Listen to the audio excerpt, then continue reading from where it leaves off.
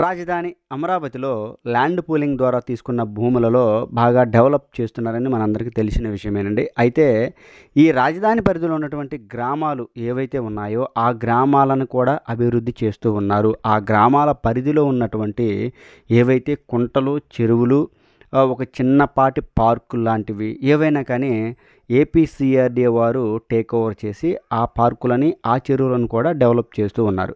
ఇక్కడ మనం చూసినట్లయితే ఇది వెలగపూడి గ్రామంలో ఉన్నటువంటి ఒక పురాతనమైనటువంటి నీటి కుంట. ఇదిగోండి మనం చూడొచ్చు. ఈ కుంటని ఏపీసీఆర్డీఏ వాళ్ళు ఈ విధంగా డెవలప్ చేస్తూ ఉన్నారండి.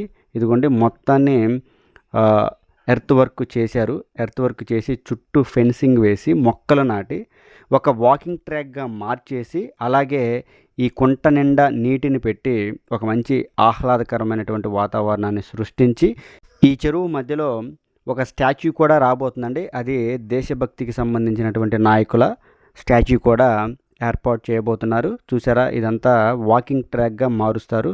మొత్తం గ్రీనరీతో నింపేయబోతున్నారు. ప్రస్తుతానికైతే పనులు ఈ విధంగా జరుగుతున్నాయి. చూడొచ్చు. ఇదంతా నిన్న మొన్నటి వరకు ఒక గడ్డి, చెత్త చెదారంతో నిండిపోయి ఉండేది. ఇప్పుడు శుభ్రంగా తయారైంది.